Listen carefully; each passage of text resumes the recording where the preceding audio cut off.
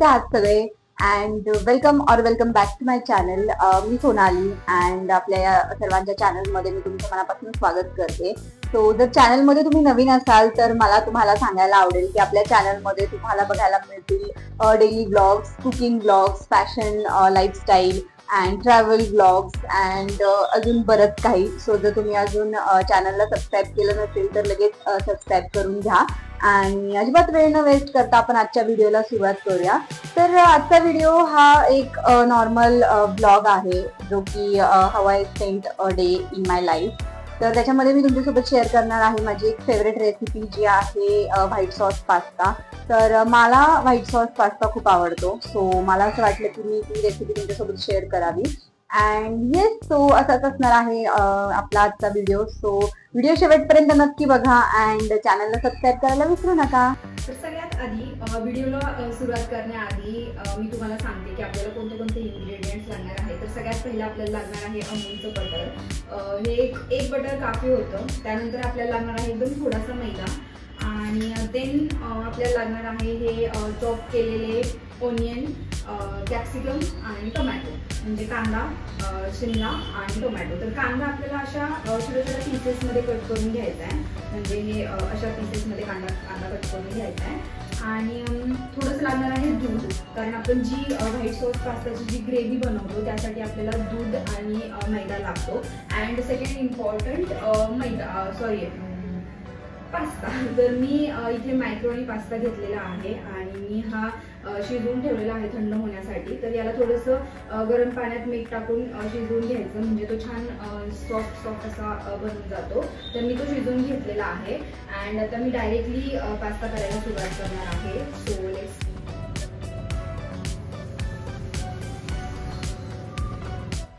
And yes, मी एक गोष्ट सांगायची विसरले.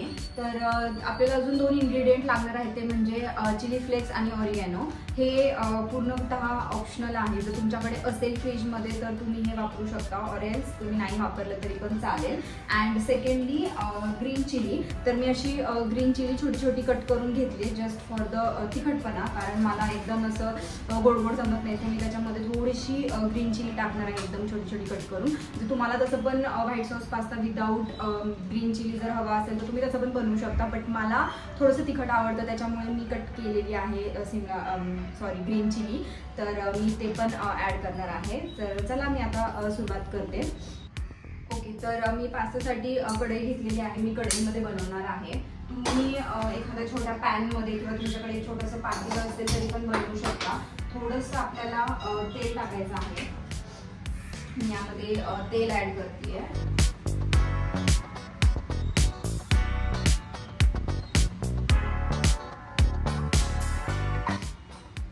तेल थोडंसं गरम झाल्यावर आपल्याला काय करायचं आहे, आपण जे कट केलेले शिमला, त्याच्यानंतर टोमॅटो, ग्रीन चिली आणि अनियन आहेत ते आपल्याला त्याच्यामध्ये थोडेसे परतून घ्यायचे आहेत, म्हणजे ते एकदम कच्चे लागणार नाहीत.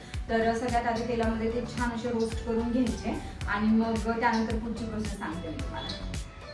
तेल आपलं तापलेलं आहे. तर आता याच्यामध्ये मी हे कांदा वगैरे सगळं टाकते आहे.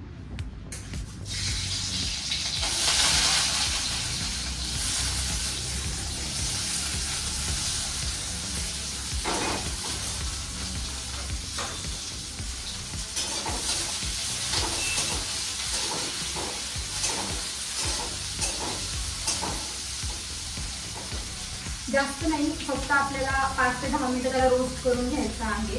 अँड देन त्याच्यानंतर ते आपल्याला बाहेर काढून घ्यायचे आणि मग नंतर आपल्याला सॉस बनवायची प्रोसेस सुरू करायची आहे. तर ते फक्त 5 मिनिटं आपण गरम करून घ्यायचे चांगलं.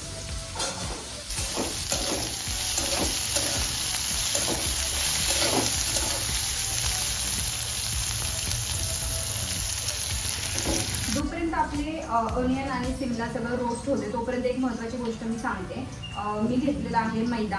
2 चमचे मैदा मी घेतलेला आहे, तुम्ही बघू शकता 2 चमचे मैदा आहे. तर आपल्याला सॉस बनवायचा आहे. ठीक आहे, सॉससाठी आपल्याला लागणार आहे मैदा आणि दूध. तर डायरेक्टली हा मैदा जर मी कढईत टाकला तर आणि नंतर दूध ॲड केलं त्याच्यामध्ये तर काय होतं, खूप अशा गाठी तयार होतात. त्याच्यामुळे मी काय करणार आहे की आधीच मी मैदा घेतलेला आहे एका बोलमध्ये आणि याच्यात मी दूध ॲड करणार आहे ना. आधीच हे सगळं मिक्स करून घेणार आणि नंतर मी ते कढईत टाकून थोडंसं गरम करणार. म्हणजे काय होतं की त्याच्या गाठी बनत नाहीत आणि एकदम छान अशी त्याची प्युरी जी आहे एकदम सॉफ्ट आणि छान प्युरी बनते त्याची, एकदम त्याच्यामध्ये काही गाठी राहत नाहीत. सो हे 2 स्पून मी मैदा घेतलेला आहे. तुम्हाला जर जास्त बनवायचं असेल पास्ता, मी आता 1 किंवा 2 लोकांचाच बनवत आहे त्याच्यामुळे मी 2 स्पून घेतलाय. तुम्ही जर जास्त बनवणार असाल, जास्त लोकांचा करणार असाल तर तुम्ही 2च्या ऐवजी 4 चमचे मैदा घेऊ शकता. जास्त पण मैदा घ्यायचा नाही, तर एकदम पिठासारखी प्युरी होते ती, तर टेस्ट पण त्याची पिठासारखी लागते, काही टेस्टी लागत नाही ते. सो मैदा प्रमाणात घ्या, थोडंसं कमी घ्या मैदा, वाटलं तर नंतर तुम्ही ॲड करू शकता, पण आधी स्टार्टिंगला घेताना कमी घ्या. आणि त्याच्यामध्ये दूध ॲड करून त्याची खूप छान अशी एकसार प्युरी आपल्याला बनवून घ्यायची आहे. सो मी बनवते लगेच. हा मैदा आहे, याच्यात मी आता दूध ॲड करणार आहे.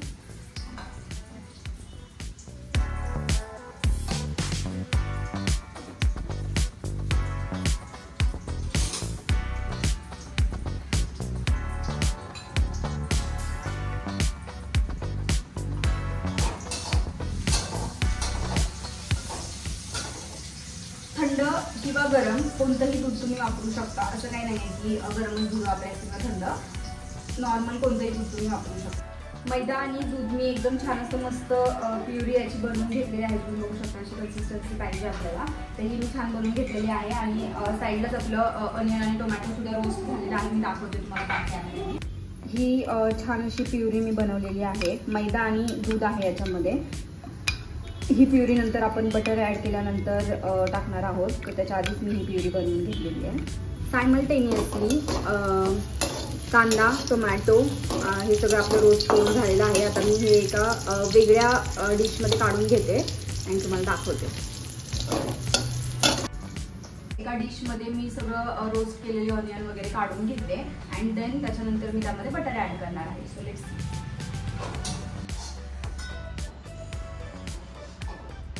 हे सगळं रोस्ट केलेलं मी काढून घेतलेलं आहे. आता आपल्याला काय करायचं आहे, याच कढईमध्ये आता सगळ्यात आधी ॲड करायचे बटर. ओके, बटर ॲड करायचं. बटर छान एकदम हे झालं, डिझॉल्व्ह झालं की त्यामध्ये आपण ॲड करणार आहोत जी आपण मैदा आणि दुधाची प्युरी बनवली आहे. ठीक आहे, so let's see. Butter add केलेलं आहे मी याच्यामध्ये, ठीक आहे. आणि बटर चांगलं आपलं डिझॉल्व्ह झालेलं आहे. आता याच्यामध्ये मी ॲड करणार आहे आपली मैदा आणि दुधाची प्युरी. तर मी ती ॲड करणार आहे.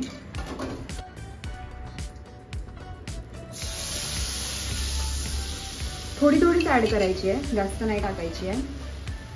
थोडी थोडी ॲड करून याला असं सगळीकडून छान मिक्स करून घ्यायचं आहे.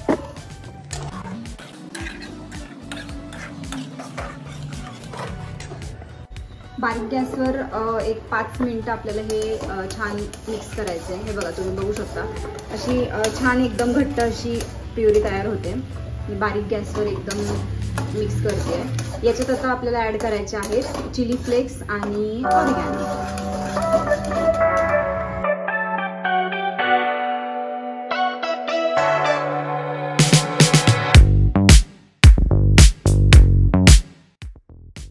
याच्यामध्ये मी चिली फ्लेक्स आणि ऑरिगॅनो ॲड केलेले आहेत. आता याच्यामध्ये आपण ॲड करूया आपण जे रोस्ट केले होते ते ऑनियन अँड सिमला.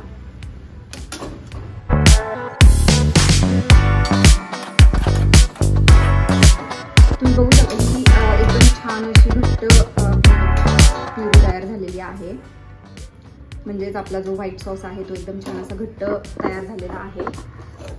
आता याच्यात लास्ट स्टेप म्हणजे आता आपण ऍड करणार आहे पास्ता.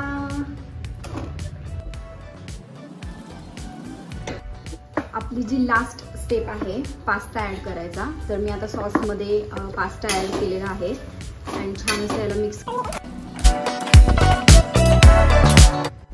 आपण जो व्हाईट सॉस बनवला होता त्याच्यामध्ये पास्ता ऍड केलेला आहे मी. आता ते 5 मिनिट आपल्याला कुक करायचं आहे अँड देन आपला व्हाईट सॉस पास्ता रेडी. मी तुम्हाला दाखवते लगेच 1 सेकंड.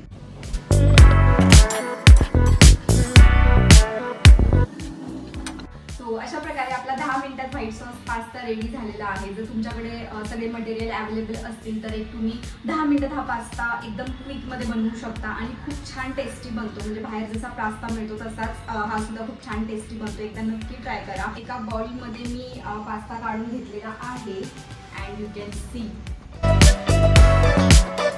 खूप सुंदर असा बनलेला आहे. And let's try. Me last time जो बनवला होता त्याच्यापेक्षा हा जास्त छान झाला आहे, कारण लास्ट टाइम माझ्याकडे चिली फ्लेक्स नव्हते, यावेळेस मी ते ॲड केलेत. सुंदर झाला आहे. एकदा नक्की ट्राय करा अँड मला कॉमेंटमध्ये सांगा की तुमचा कसा बनलाय पास्ता. सो कॉमेंटमध्ये मला नक्की सांगा.